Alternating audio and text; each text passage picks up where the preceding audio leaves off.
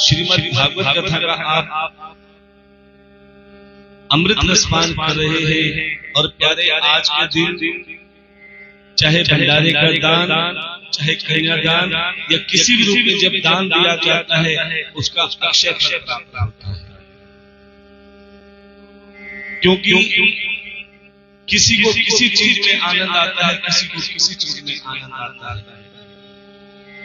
कोई आराम से कोठी बंगले में बैठकर आनंद मना रहे हैं, एयर कंडीशन में बैठ के आनंद मना रहे हैं, और प्यारे किसी को धूप में बैठकर, गर्मी में बैठकर कथा सुनने में आनंद आ रहा है। कहते हैं ना, सागर से भी बुझ नहीं सकती कभी किसी की प्यास, कभी एक ही बूंद से होती पूर्ण सबकी आस। धन का बिस्तर मिल जाए पर नींद उतर से नैन, धन का बिस्तर मिल सकता है लेकिन प्यारे रातों को नींद नहीं आती। और जिसके मन में संतोष होता है, जिसको अपने ठाकुर से प्रेम होता है, प्यारे उसे खाटों पर भी चैन आ जाता है, खाटों पर भी नींद आ जाता है। उसके पास चाहे सुख साधन ना हो फिर भी वो मगन रहता है, मस्ती में चूर रहता है। उसे पता है मैं अपने ठाकुर की कथा में तपस्या कर रहा हूँ, अपना तन मन धन सर्व अर्पण कर रहा हूँ। और वो फिर अपने ठाकुर से यही कहता है कि हे गोविंद,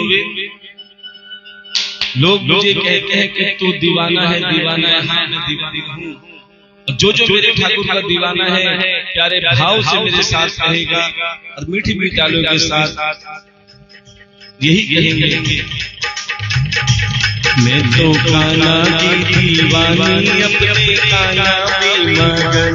मैं तो कान्हा की दीवानी, सभी बोलेंगे भाव से, मैं तो कान्हा की दीवानी, अपने कान्हा में मगन। मैं तो कान्हा की दीवानी, अपने कान्हा में मगन। अपने कान्हा में मगन, अपने मोहन में मगन, अपने कान्हा मगन, अपने मोहन में मगन। मैं तो कान्हा की दीवानी, अपने कान्हा में मगन। मैं तो कान्हा की दीवानी, अपने कान्हा में मगन। कोई कोठी में मगन, कोई बंगले में मगन, कोई कोठी में मगन, कोई बंगले में मगन, कोई कोठी में मगन, कोई बंगले में मगन, कोई कोठी में मगन, कोई बंगले में मगन। मेरी टूटी सी झोपड़िया में तो उसमें मगन, मेरी टूटी सी झोपड़िया में तो उसमें मगन, मेरी टूटी सी झोपड़िया में तो उसमें मगन, मेरी टूटी सी झोपड़िया में तो उसमें मगन। मेरे कान्हा में मगन, मेरे मोहन में मगन, अपने कान्हा में मगन, अपने मोहन में मगन। मैं तो कान्हा की दीवानी, अपने कान्हा में मगन। मैं तो कान्हा की दीवानी, अपने कान्हा में मगन। कोई सोने में मगन, कोई चांदी में मगन, कोई सोने में मगन, कोई चांदी में मगन। देखो कोई सोना पहन के घूमता है, कोई चांदी पहन के घूमता है, उसमें आनंद मनाता है। लेकिन भगवान से कहना कि प्रभु मेरे गले में चैन, मोटी चैन मत दो, लेकिन मेरे मन में चैन देना। क्योंकि प्यारे अगर मन में चैन है तो तुम्हें सोने की चैन की कोई आवश्यकता नहीं। एक बार कहकर देखो, कोई सोने में मगन, कोई चांदी में मगन, कोई सोने में मगन, कोई चांदी में मगन। मेरी तुलसी की माला में तो उसमें मगन, मेरी तुलसी की माला में तो उसमें मगन। मैं तो कान्हा की दीवानी, मेरे कान्हा में मगन। मैं तो कान्हा की दीवानी, गाना में मगन, कोई साड़ी में मगन, कोई लहंगे में मगन, कोई साड़ी में, कोई लहंगे में मगन। देखो आज हमारे ठाकुर जी का विवाह है, सब बढ़िया बढ़िया कपड़े पहन के आएंगे, बढ़िया बढ़िया श्रृंगार करके आएंगे, लेकिन ठाकुर को तुम्हारे बढ़िया कपड़ों की जरूरत नहीं है, बढ़िया श्रृंगार की जरूरत नहीं है। वो तो कहते तुम अंदर से मन श्रृंगार करके आओ, मन सुंदर करके आओ, और सबसे बड़ा श्रृंगार करके ठाकुर को कौन सा अच्छा लगता है? तुम्हारे मन से भगवान का भजन हो और हाथों से सेवा दान होता रहे, भगवान उसमें भी प्रसन्न है। क्या कोई साड़ी में मगन, कोई लहंगे में मगन, कोई साड़ी, सभी बोलेंगे कोई लहंगे में मगन, मेरे कान्हा की मुरलिया में तो उसमें मगन, मेरे कान्हा की मुरलिया में तो उसमें मगन, मैं तो कान्हा की दीवानी अपनी कान्हा में मगन, मैं तो कान्हा की दीवानी कान्हा में मगन। और कोई किस चीज में मगन होते हैं? अपना पेट भरा तो जगता भरा। क्या कोई लड्डू में मगन, कोई मेरे में मगन, कोई लड्डू में मगन, कोई तेरे में मगन, कोई लड्डू में मगन, कोई मेरे में मगन, कोई लड्डू में मगन, कोई तेरे में मगन, मेरी रूखी सूखी रोटी में तो उसमें मगन, तेरी सूखी रोटी में उसमें मगन, मैं तो कान्हा की दीवानी अपनी कान्हा में मगन, मैं तो कान्हा की दीवानी में तो उसमें मगन। और आजकल सबसे ज्यादा आनंद किसको आता है? सारा दिन मगन रहते हैं किसमें? कोई निंदा में मगन, कोई चुगली में मगन, कोई चिंता में मगन, कोई चुगली में मगन, चार सहेलियां बैठी और पांचों की बुराई हो रही हो। आहा, सारा दिन चर्चा चलती रहेगी और शाम को कहेंगे हमें क्या लेना, अगली फिर बात करेंगे। सारा दिन चर्चा चलेगी, मन नहीं भरेगा, लेकिन सत्संग में आएंगे, उपासी आएगी, नींद आएगी, ध्यान भटकेगी। क्यों? मन नहीं लगेगा। क्या कोई निंदा में मगन, कोई चुगली में मगन, कोई चिंता में मगन, कोई चुगली में मगन, मैं तो कान्हा जी की भागवत में गाने को मगन, मैं तो कान्हा जी की भागवत में जाने को मगन, मैं तो कान्हा की दीवानी अपनी कान्हा में मगन, मैं तो कान्हा की दीवानी अपने कान्हा में मगन। और एक सबसे बड़ा इंसान मगन हो रहता है, सबसे ज्यादा आनंद आता है। क्या 6 दिन से कथा चल रही है, सबको एक बहाना मिला है, बोले महाराज जी ने कथा का पता नहीं चला, लेकिन परसों भंडारा आने दो। बोले महाराज जी को तो आज ही पता लगा है, इसीलिए भंडारा खाने आए हैं।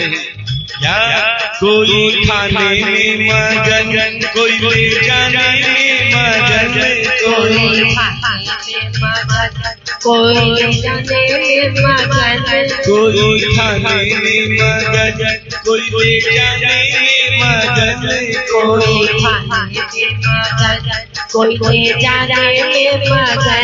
देखो कलियुग हमने देखा है, 6 दिन से शक्ल नहीं देखी होगी, लेकिन जब भंडारा होता है प्यारे इतनी बड़ी थैली आती है, पहले तो पेट भर के खूब फोर्फिट हो जाएंगे, फिर हमसे नहीं बोलेंगे, सीधा हलवाई के पास जाएंगे, बोले महाराज जी ने कहा थैली भर दो।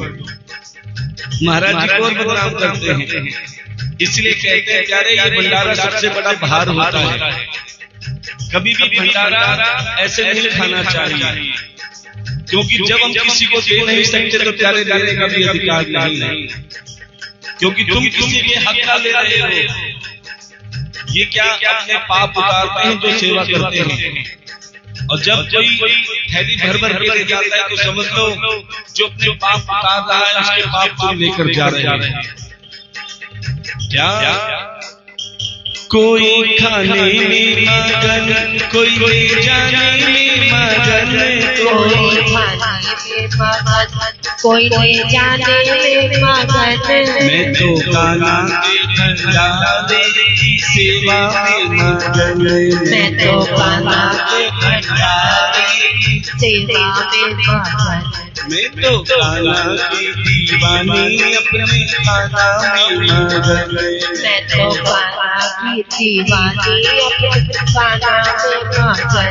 अपने कान्हा में मगन, अपने मोहन में मगन, अपने कान्हा में मगन, अपने मोहन में मगन। मैं तो कान्हा की दीवानी अपने कान्हा में मगन, अपने कान्हा की दीवानी अपने कान्हा। हरे रामा राम रामा हरे हरे, हरे कृष्णा कृष्ण कृष्ण हरे हरे, कृष्ण कृष्ण हरे हरे, कृष्ण कृष्ण हरे हरे। प्रेम से बोलना पड़ेगा, राधे राधे, जोर से बोलना पड़ेगा, राधे राधे। कुछ नहीं बोलना, बड़े भाव से जैसे आप हरि की कथा का अमृत अपने हृदय में उतार कर आए हैं, ऐसे ही इस अमृत को अपने हृदय में उतारना होगा। और प्यारे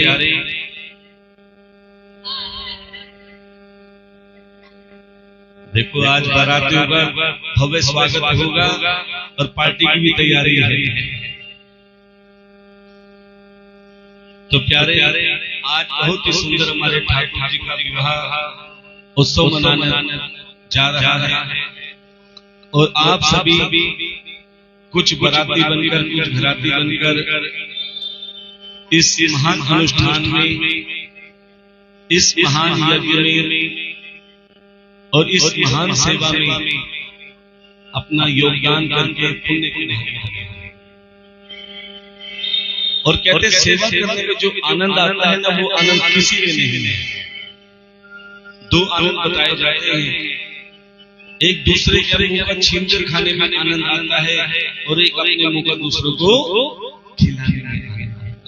तो कौन सा आनंद बढ़िया है? छीन के खाने में, अपने मुंह का दूसरों को खिलाने में। क्या मतलब? अपने भाग्य का जब तुम दूसरों को खिलाते हो, अर्थात भंडारे में सेवा करते हो, तो उसका आनंद ही कुछ और होता है कि प्यारे अपना पेट तो पशु भी भर लेते हैं, लेकिन जब हम अपने भाग्य का दूसरों को खिलाते हैं तो समझ लेना भगवान कहते तो 2 हाथ से सेवा कर, मैं 1000 हाथ से तेरे भंडार भरने में देर नहीं लगाऊंगा। क्योंकि जिसके हाथ सेवा में आगे रहते हैं भगवान, उसके हाथ कभी मांगने वालों की लाइन में नहीं लगेंगे। और सेवा करने के बाद कभी अभिमान मत करना कि हमने इतनी सेवा करी या ये दिया या वो दिया, क्योंकि भगवान से कहो कि हे गोविंद, आपने हमें सेवा में हाजिरी लगाने का सौभाग्य दिया है कि हमें इस काबिल बनाया कि हम ये सेवा के अधिकारी बने। ये आपकी हम पर विशेष कृपा है, क्योंकि हमने संतों के मुख से सुना है, जब तक गोविंद की कृपा नहीं होती प्यारे, ना ही कोई कथा सुन सकता है, ना ही कोई सेवा कर सकता है, और ना ही कथा में आ सकता है। ये जब तक गोविंद की मर्जी नहीं होती, जब तक गोविंद की कृपा नहीं होती, जब तक तुम्हारे पुण्य उदय नहीं होते प्यारे सेवक दूर कथा भी नहीं सुन सकते, लेकिन भगवान ने आपको 7-6 दिन कथा में बिठाया, प्रेम से कथा भी सुनाई और आपको सेवा का सौभाग्य भी दिया। भगवान से सोते जागते उठते बैठते हमेशा धन्यवाद करना कि आपने हमें इस लायक बनाया। और कभी भी अपने अंदर अभिमान मत लाना, क्योंकि प्यारे अभिमान में 3 जने बिल्कुल चले गए। कौन? धन, वैभव और वंश। ना मानो तो देख लो, रावण, कौरव और कंस, ये तीनों ही अभिमान में गए हैं। इसीलिए प्यारे कि बिल्कुल सरलता के साथ हृदय को पवित्र करते हुए ज्ञान की गंगा के साथ जो सेवा की गंगा में भी स्नान करता है, उसका तन मन और सामर्थ्य अनुसार धन तीनों पवित्र हो जाते हैं। और कहते हैं जब जब धरती पर अधर्म बढ़ता है, अधर्म का नाश करने के लिए और धर्म की स्थापना करने के लिए भगवान को कई रूपों में अवतार लेना पड़ता है और कई लीलाएं करनी पड़ती है। एक अभिमान आया इंद्र को, क्या अभिमान था कि मैं अगर वर्षा नहीं करूंगा तो सब जगह सूखा पड़ जाएगा, अकाल पड़ जाएगा, सब भूखे मरेंगे। देखो भगवान ने सभी को कोई न कोई कार्य सौंप रखा है। जैसे लक्ष्मी को किसका डिपार्टमेंट दे रखा है? धन का। सरस्वती को किसका डिपार्टमेंट दे रखा है? ज्ञान का, बुद्धि का। ऐसे ही इंद्र को वर्षा करने का कार्य सौंपा। लेकिन कभी कभी कहते हैं जिसको पद मिल जाता है ना, वो अपने आप को भगवान मान लेता है। अब इंद्र को वर्षा करने का कार्य मिला तो वो अपने आप को भगवान मान बैठा और सबसे कहने लगा किंतु मेरा नाम लो, मेरे नाम की माला करो, मेरे नाम का जाप करो, मेरे नाम की पूजा करो, नहीं तो मैं बारिश करना बंद करवा दूंगा, फिर तुम भूख से तड़पोगे, अकाल आ जाएगा, सूखा आ जाएगा। इंद्र सबको डराते थे और प्यारे सब डर के मारे उनकी पूजा करते थे। आपको सच्चाई बताएं, आज का इंसान भी केवल डर के मारे पूजा करता है। आज का इंसान भी केवल डर के मारे पूजा करता है कि अगर मैं ऐसा नहीं करूंगा तो ऐसा हो जाएगा। और कई तो ब्राह्मण डरा देते हैं, तेरे ऊपर राहु भारी है, तेरे ऊपर शनि भारी है। अब डर के मारे ये बीच का रास्ता, शनिवार को कभी तेल चढ़ाते हैं, कभी दीप जलाते हैं, कभी कुछ जलाते हैं, कहीं शनि महाराज नाराज ना हो जाए। बस पूजा कैसी होनी चाहिए प्यारे? पूजा प्रेम की होनी चाहिए, ना कि डर की। क्योंकि जैसे ऐसे माता पिता अपने बच्चों को हमेशा प्रसन्न देखना चाहते हैं, ऐसे परम पिता परमात्मा भी अपने बच्चों को प्रसन्न देखना चाहते हैं, ना कि डर के मारे मारे। कभी नहीं चाहते कि मेरे बच्चे परेशान होकर मेरे पास आए। कई जगह आपने देखा होगा कि कई जगह जब परिक्रमा की जाती है, लेट के जाते हैं। कई जगह आपने देखा होगा शिवरात्रि पे, अब तो यूट्यूब में देखते हैं 250-250 किलो गंगा जल कंधे पर रखकर जाते हैं, बहुत अच्छी बात है। लेकिन क्या होता है, रास्ते में इतने परेशान होते हैं और अगर गंगा जल किसी के द्वारा गिर जाए तो प्यारे वो मरने मारने पर उतारू हो जाते हैं। क्यों होते हैं? क्योंकि प्यारे एक तो वो भार से परेशान होते हैं। भगवान कहते हैं इतना परेशान मत हो, मेरे पास आने के लिए तू मन से भी पुकारेगा तो मैं तुझे अपना लूंगा। अरे कोई बेटा अपने पिता से कहे कि पिताजी मुझे 100 रुपए चाहिए, तो पिता क्या कहेगा, पहले 108 बार का रामायण लिखा फिर तुझे दूंगा। वो तो यही कहेंगे बेटा तुमने प्रेम से मांगा है ये ले।